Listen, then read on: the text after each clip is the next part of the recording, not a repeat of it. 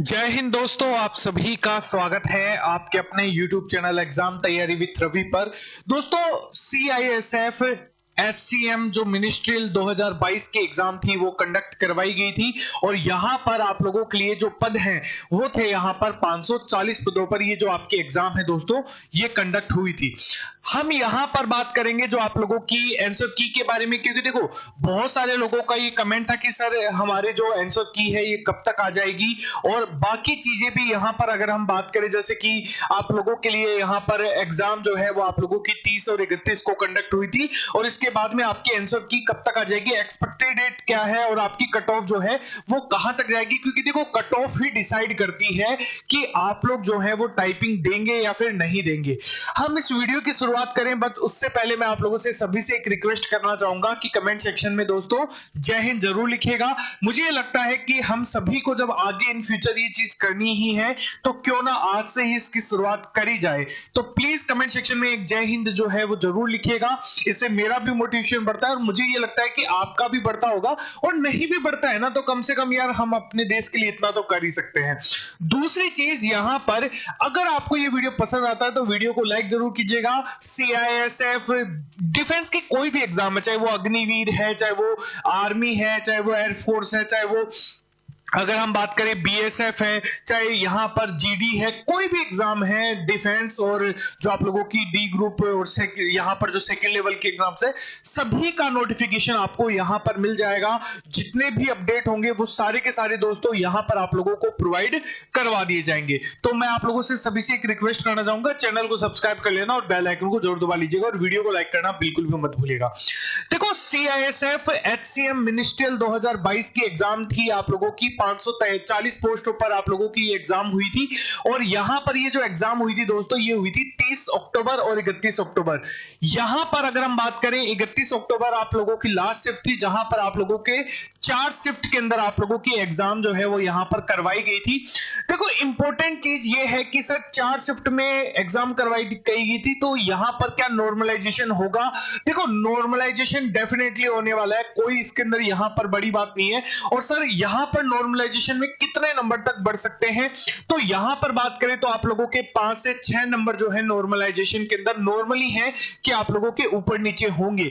इससे ज्यादा आप यहां पर मत सोचिएगा कि सर इससे ऊपर या फिर इससे ज्यादा भी हो सकता है, नहीं होंगे। 5 से 6 नंबर जो है वो यहां पर नॉर्मलाइजेशन के अंदर इंक्रीज या फिर घटेंगे बढ़ेंगे, ये आप लोगों को यहां पर ध्यान में रखना है। सर कौन सी शिफ्ट के अंदर हुआ है, तो ये सब कुछ आप लोगों के आंसर किए आने के बाद में मैं आप लोगों का एक डिटेल एनालिसिस जो है वो यहां पर करूंगा, बट उससे पहले ये चीज बताना यहां पर मुश्किल ही होगा। देखो यहां पर अगर हम बात करें आंसर की के बारे में, देखो आंसर की जो है ये आपकी कब तक आ जाएगी, आप लोगों को पता है जो आप लोगों का ऑफिशियल नोटिफिकेशन है उसके अंदर ये ऑलरेडी मेंशन है कि भाई आप लोगों के एग्जाम होने के 4 से 5 दिन के अंदर अंदर, कितने 4 से 5 दिन के अंदर अंदर आप लोगों के आंसर की आ जानी चाहिए। मोस्ट एक्सपेक्टेड जो डेट है आप लोगों की वो है 3 तारीख, क्योंकि 3 तारीख जो है वो यहां पर शुक्रवार होता है और शनिवार इतवार को यहां पर हो सकता है नॉन वर्किंग डे के अंदर काउंट किया जाए। तो ये इंपॉर्टेंट है कि यहां पर आप लोगों का 3 तारीख को आ जाएगा, अगर नहीं आएगा तो फिर यहां पर 6 तारीख के आसपास जो है वो आप लोगों के आ जाएगा। लेकिन हाँ बीच में भी आ सकता है, क्योंकि देखो चीजें तैयार है, सिर्फ यहां पर शेड्यूल करना ही रहता है और ऐसा नहीं है कि पूरा ऑफिस ही खाली रहता है, नहीं ऐसा बिल्कुल भी नहीं होता है। यहां पर कुछ लोग फिर भी काम करते रहते हैं, तो हो सकता है यहां पर रिजल्ट जो है वो 3 से 6 तारीख के बीच में आ जाएगा। कंफर्म यहां पर आप लोगों के आंसर की जो है वो जारी कर दी जाएगी।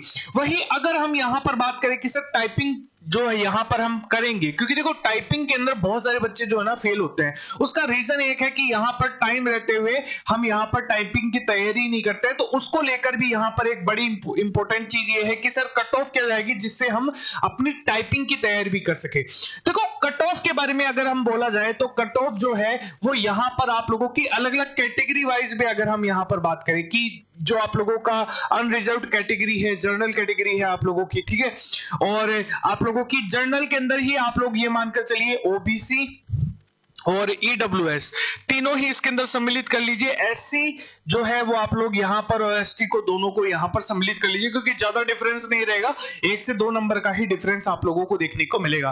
देखो अगर हम यहाँ पर अधिकतम कट ऑफ की बात करें कि सर अधिकतम कट ऑफ जो है वो कितनी जाएगी, तो आप ये मानकर चलिए 80 से 85 तक आप लोगों की कट ऑफ जो है वो जाएगी। अब ये मैं 80 से 85 क्यों बता रहा हूं, क्योंकि यहां पर मैंने नॉर्मलाइजेशन के नंबर को भी ऐड किया है। उसी के रहते हुए जितना यहां पर इंक्रीज होगा नंबर, उतना ही यहां पर आप लोगों का क्या होगा, फ्लक्चुएशन होगा, यानी कि 82, 83, 84 भी जा सकती है। जितना नंबर यहां पर नॉर्मलाइजेशन में इंक्रीज होगा उतना ही नंबर। वही अगर हम SC ST की बात करें तो आप लोग ये मानकर चलिए कि 75 टू यहां पर 80 जो है, 75 नहीं, यहां पर आप मान लीजिए 77 टू 82 के आसपास जो है, आप ये मानकर चलिए कि यहां पर आपकी कट ऑफ जो है वो रहेगी। ठीक है, तो ये एक फ्लक्चुएशन पर आधारित है, आप लोगों के नंबर कितने बढ़ेंगे घटेंगे, क्योंकि देखो SC ST का फर्क जो है ना वो आप लोगों को नॉर्मलाइजेशन में नहीं दिखेगा, है ना, वहां पर आपको कट ऑफ में ही मैन दिखेगा। इसलिए यहां पर मैं 5-5 नंबर का डिफरेंस जो है वो नॉर्मलाइजेशन के नंबर के ऊपर आधारित ही रख रहा हूं। तो कट ऑफ का आपको पता लग गया। अगर आप इतनी कट ऑफ यहां पर कर चुके हैं कि भाई मेरे आ जाएंगे, तो यहां पर आप क्या कर सकते हैं, टाइपिंग की तैयारी यहां पर आप लोग कर सकते हैं। अगर हम यहां पर एग्जाम की बात करें कि सर एग्जाम में कितने स्टूडेंट अपीयर हुए थे, तो यहां पर लगभग 2,90,000 जो स्टूडेंट है दोस्तों ये एग्जाम के अंदर अपीयर हुए थे। यानी कि कट ऑफ जो है वो इतनी जाने की संभावना तो आप मानकर चलिए है ही है। और यहां पर कट ऑफ जो है वो 80 के आसपास तो रहेगी ही रहेगी। इससे कम यहां पर मुझे नहीं लगता कि अनरिजर्व कैटेगरी में यहां पर कट ऑफ जो है वो इससे नीचे जाएगी, क्योंकि पोस्ट बहुत ज्यादा कम है। और हां ये भी है कि यहां पर जो है स्टूडेंट भी काफी सारे अपीयर हुए हैं, तो यहां पर जो चीजें हैं वो यहां पर नंबर को यहां पर, क्योंकि देखो पेपर जो है वो मॉडरेट बिल्कुल भी नहीं था, मतलब आप ये कह सकते हैं इजी टू मॉडरेट था, यानी कि मॉडरेट नहीं था केवल, है ना। तो यहां पर आप ये मानकर चलिए कि जो स्टूडेंट यहां पर अच्छे से पेपर को सोल्व करके आया तो डेफिनेटली उसका सिलेक्शन जो है वो पक्का मानकर चलिए। तो इस वीडियो का अंत हम यहीं पर करते हैं। CISF या फिर कोई भी डिफेंस एग्जाम के रिगार्डिंग अगर आपको अपडेट चाहिए है तो आप हमारे चैनल के साथ जुड़ सकते हैं। चैनल को सब्सक्राइब कर लीजिएगा, बेल आइकन को जरूर दबा लीजिएगा। और दोस्तों इस वीडियो को दोस्तों लाइक जरूर कीजिएगा, आपका प्यार आपका सपोर्ट बनाए रखिएगा। जय हिंद, जय भारत।